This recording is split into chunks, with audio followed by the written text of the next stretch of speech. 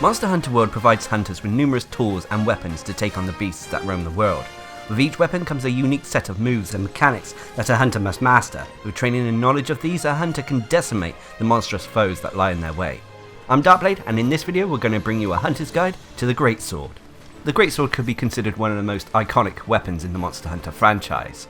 There from the beginning, it's a heavy weapon, and as thus, its attack speed is incredibly slow. However, it more than makes up for this with its sheer power. If you're able to hit a monster with the Greatsword, it's going to deal a lot of damage. However, this requires good positioning, anticipating your foe's attacks, and getting to understand the Greatsword's charge mechanics. If you're able to do this, then you'll be using one of the hardest hitting weapons in the game. But anyway, let's move on to talk about the basic moves for the Greatsword. Now before we get into this, a lot of the triangle attacks can be charged up, but we'll talk about this more and the uses of the charge attacks in the mechanics section. So anyway, the first basic move is the overhead slash. This is done either from a drawing position by pressing triangle, or pressing triangle when your weapon is drawn. Next is a charge slash. This can be performed from a drawing position by pressing triangle and then holding triangle, eventually releasing it, or whilst your weapon is drawn by pressing and holding triangle and then releasing it. You then have a strong charge slash, which can be performed as the second move of a combo, so either after the overhead slash or after a tackle move by pressing a direction and triangle. This can also be charged up by holding down triangle. And then next you have the strongest hitting move available to the Greatsword, which is the true charge slash. This can be performed either after a strong charge slash or after a tackle, so long as the true charge slash is the third move in a combo string. This is performed again by holding a direction and then triangle. This can also be charged up by holding down triangle. It should be noted that true charge slash does have a long animation time, so be wary of using this move. Despite that though, it is the move you want to strive to perform as much as possible, due to its high damage output. The next move is the wide slash, which is done simply by pressing circle. You can also perform the wide slash after evading, so a direction and X, and then pressing circle. Whilst not the strongest move, it helps clear out smaller adds. Next is rising slash, which is done by pressing triangle and circle. This causes your hunter to slash upwards with its greatsword, dealing damage to opponents in the air or whose weak points are high up. Be wary though, this is an attack that can also launch your allies into the air. The next basic move is the evade move, which is done by pressing direction and X while your weapon is out. This helps give your hunter a little bit of maneuverability with the greatsword, which it normally lacks. However, using this will interrupt any charged combos you got going and resetting them back to tier 1 charge. Next is the side blow, which is performed after any charge slash by simply tapping triangle. So if you're accidentally not holding in a direction when going into the second charge slash you want to perform, you will instead perform the side blow instead. The side blow also counts as blunt attack, so it can potentially stun a monster. The next move is the tackle move, which can be performed in numerous ways. It's also a very versatile ability. To perform the tackle, you either press circle mid-combo, or by pressing circle during a charged attack, so while you're charging at the move, press circle, this will interrupt the charge slash you're performing, resulting in a tackle, or triangle following a roll. After you've performed a tackle, then you can go back into other moves to continue combos. Now we'll get more into why tackle is so useful in the mechanics section. The next basic move is the jumping wide slash, which is done by pressing circle at the end of a long combo, normally the third hit. So a combo of circle, circle, circle will result in a jumping wide slash. Or by doing a combo like so, charge slash, go into tackle with circle, and then circle again to perform the jumping wide slash. Next is the strong wide slash, which is done by pressing circle following a strong charge slash. Now it's interesting to note that the strong wide slash is actually powered up depending on how charged the previous hit was. Strong wide slash can also be performed following a number of aerial maneuvers, which we'll talk about later. And the next basic move is guard, which is done by pressing R2.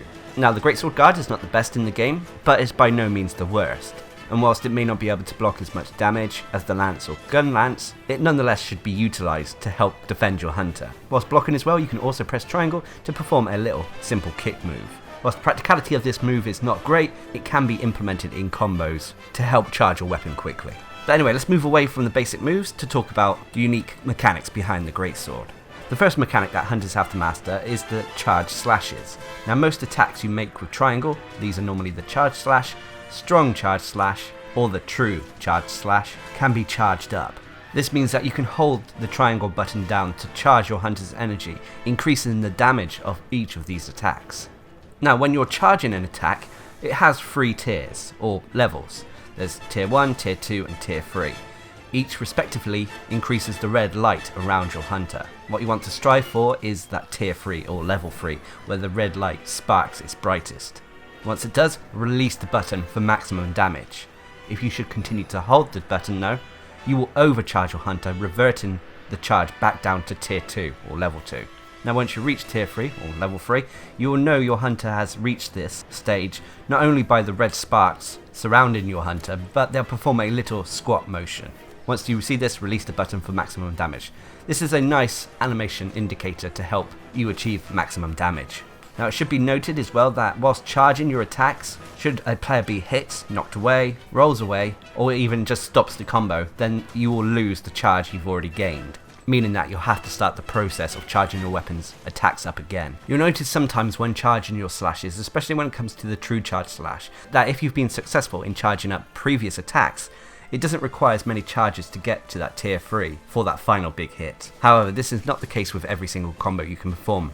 Now like I said, the charge slashes really only apply to the moves that contain the charge slash name, and powering them up only apply for the combo string you perform with them. So it doesn't mean you can charge your weapon up, then start moving around the place, and then go back immediately into attacks that are charged up. However, whilst charging your attacks, you can perform other moves in between the combo strings.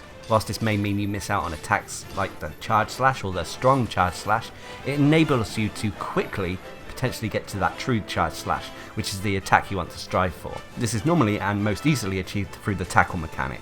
Now the tackle move is a unique move. Whilst on the surface it may not look like much, and it doesn't deal a lot of damage, it nonetheless comes in useful for quickly performing combos and for defending your hunter. Now when it comes to the offense, using tackle can help you quickly go through a combo string to get to the point where you can perform the true charge slash quicker. So for example, you would perform a charge slash, tackle, and then true charge slash, skipping out that middle strong charge slash, enabling you to potentially get that big hit out quicker. Like I said as well, you can also perform the tackles at the start of a string by rolling and then going into tackle. Then you can start to charge your sword up, and then interrupt that by pressing tackle again, and then going into the true charge slash at the end. Now every charge slash can be interrupted by tackle, but you may be wondering what's the point? Well, apart from getting to that true charge slash attack quicker. Well, it's because if you anticipate a monster's attack when it's about to hit you, if you should perform a tackle, then your hunter will brace for the incoming attack, meaning that they'll take the hit, but it will vastly reduce the flinch as well as some of the incoming damage taken. But what is most valuable about this is that it won't interrupt your combo. And whilst the greatsword combos are slow, this is a mechanic to help you keep attacking through a monster's assault.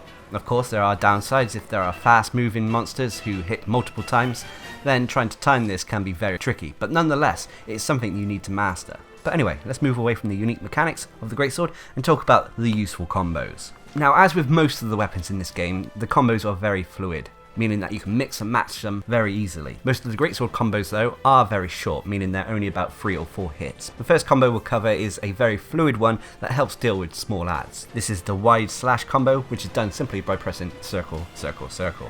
This attacks monsters in a wide arc around the hunter. Next is the true charge slash combo, which is by far the highest damage dealing combo there is, but it is by far the most slowest. This is done by performing a charge slash, holding it until tier 3, then releasing.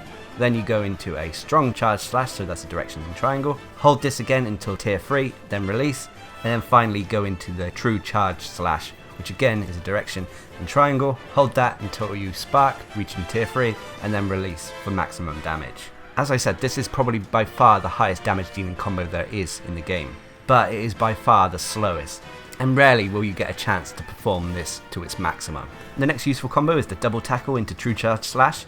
This is done by pressing and holding triangle, cancelling that out by pressing circle to go into your first tackle, then hold a direction and triangle to start charging up your second charge slash, but then cancel that out into a second tackle, and then finally hold a direction and triangle to go into the true charge slash, remembering to release it at tier 3. Now this quickly gets you into the true charge slash again, but it means that when you're performing the true charge slash charges, it will take a little bit longer than normal. The next useful combo is the kick, tackle, charge slash combo, which is done by blocking R2, then quickly pressing triangle to kick. You press triangle a second time after that to go into tackle move. You then press a direction and triangle to perform your first charge attack, release that when it's at the level you desire, and then again hold a direction and triangle to start charging up and release to perform the true charge slash. Remembering to try to release it as close to tier 3 as possible. And the final combo I normally use is the evasion tackle true charge slash combo, which requires your weapon to be drawn at the start of a fight. Once your weapon is drawn, perform an evasion roll, so direction and X. Afterwards press triangle to perform your first tackle, then press a direction and triangle to start charging up your weapon, interrupt that again with a circle to perform a second tackle, and then hold a direction and triangle to start charging up, and then release to perform the true charge slash. Now whilst again this takes a little while to charge up the true charge slash, it is by far one of the more manoeuvrable combos available to the greatsword. Now as I already mentioned, a lot of these moves can be intertwined with one another. You don't actually have to charge the swords up to their maximum, for example, and some of the tackles can be replaced with charge slashes if the time allows for it. But anyway, let's move away from the useful combos to talk about the environmental and aerial maneuvers available to the greatsword.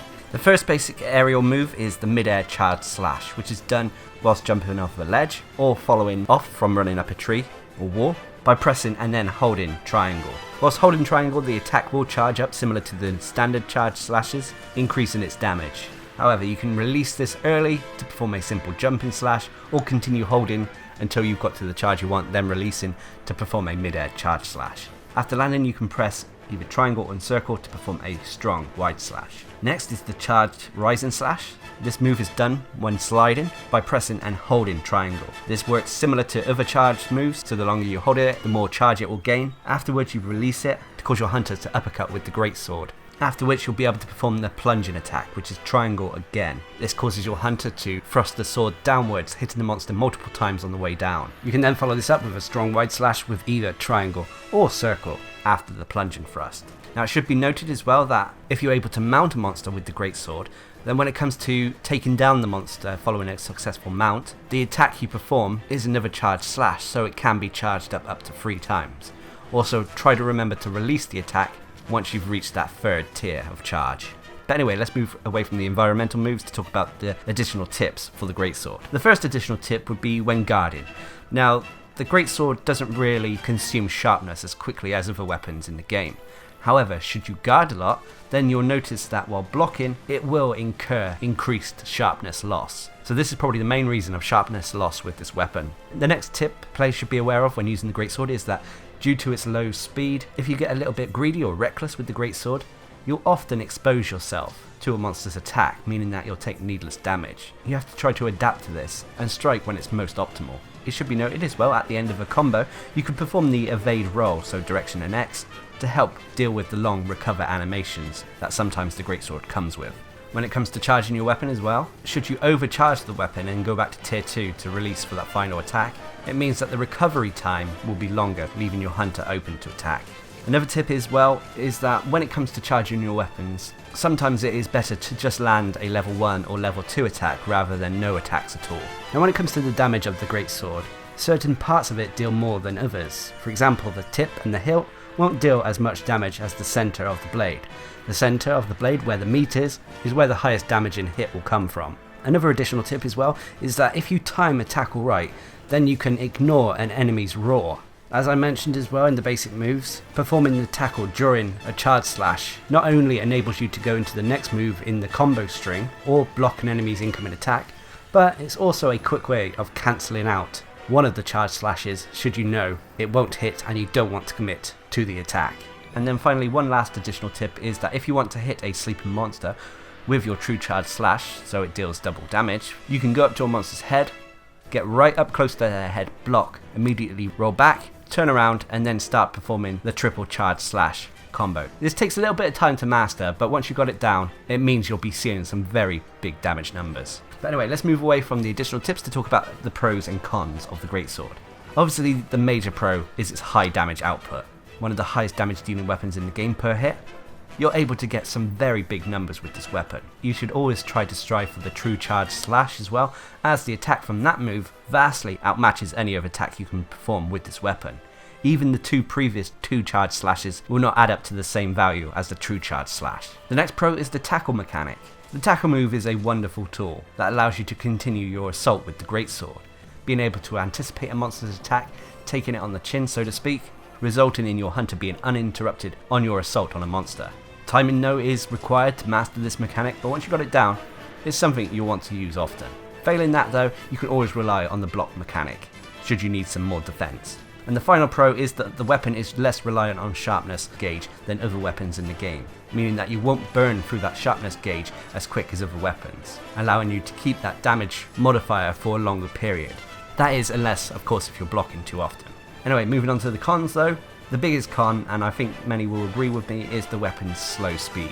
Whether you're moving around with the weapon drawn or attacking with the weapon, you'll find that the weapon is slow to maneuver. This can sometimes result in your hunter being hit, but once you master tackling and blocking, as well as the evade roll, then this becomes less of an issue. And the last con is that unfortunately the attacks with the greatsword have long animation recovery times, leaving your hunter vulnerable for very brief windows. Whilst again this can be alleviated slightly at certain points thanks to the evade roll, it's nonetheless worth mentioning. Now overall the greatsword, as I've already said, is one of the highest damage dealing weapons in the game, able to get some very big numbers. It can be very satisfying when you do land a true charge slash. In previous games as well, greatswords utilised a crit draw build where players could get decent damage from drawing attacks. In Monster Hunter World it feels that going for the true charge slash will cause even more damage. However, getting to that point and successfully landing it is the true challenge of the weapon. Most of the other attacks with the greatsword deal decent damage enough, but when compared to that final true charge slash they pale in comparison.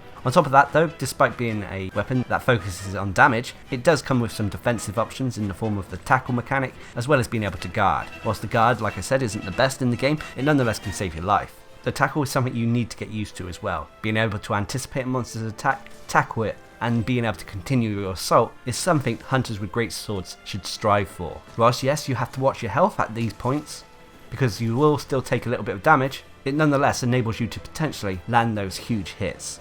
So you can see there's a little bit of a risk-reward playstyle when it comes to the greatsword and the tackle mechanics. Now it's clear that if you're a player who likes to see big damage numbers, who enjoys hitting a monster with massive hits, and does not mind having speed reduction, then I can definitely recommend the greatsword. Now remember that the damage numbers and effectiveness of the weapons can vary due to numerous factors, from gear, buffs, monsters' defenses, to even the environment.